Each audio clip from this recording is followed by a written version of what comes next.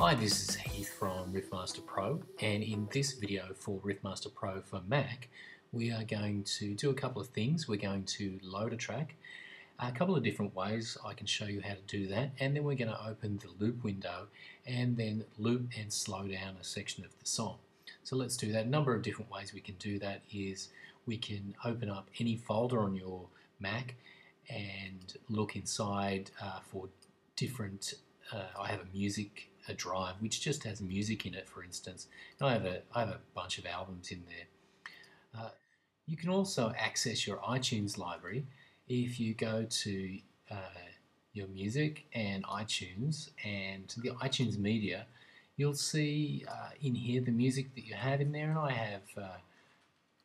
I purchased a couple of things from the iTunes store, a couple of Steve Vai things, so we can have a look at those, and we can open those into RiffmasterPro.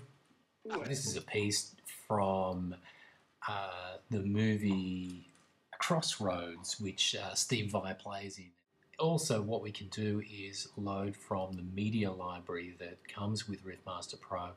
Now, I've already put in a number of tracks from iTunes, and I've got in the latest Jimi Hendrix album, the Valleys of Neptune, which is quite a cool album if you're interested in Jimi Hendrix. It's great.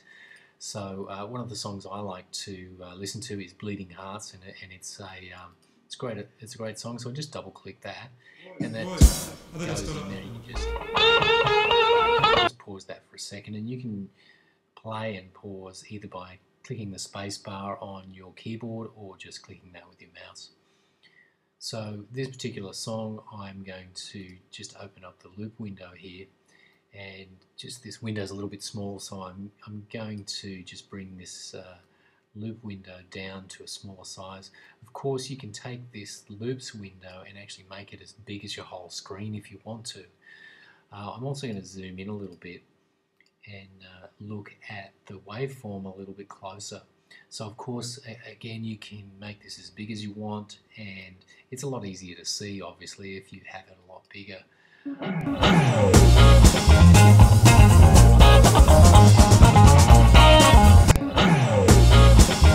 There's quite a good little riff there. I quite like that. So all I've done to create that loop, I'll just do that again, is to click with my mouse and then just drag straight across, and it creates the loop.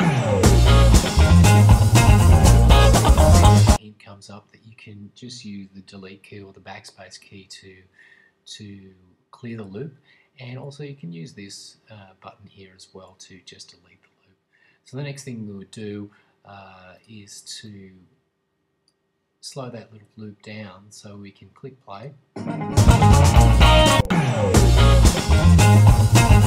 I'm just slowing it down by clicking on these buttons here, and this is cumulative, so if I click it 3 times it actually goes to 30%, and then if I click that it would take off 20% each time, so you can get it quite low, and this is a bit of a fine tuner. You can adjust this however you want to, single points as well.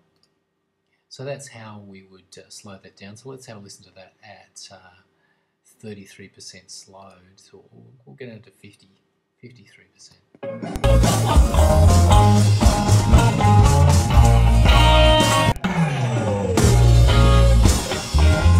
Now you've got to remember this has completely retained the pitch of the song, so it's much easier to play that little riff or anything, or a solo that you wish to work on, or even a vocal line that you wish to work on, or a bass line or a keyboard line. So it's useful for all things like that.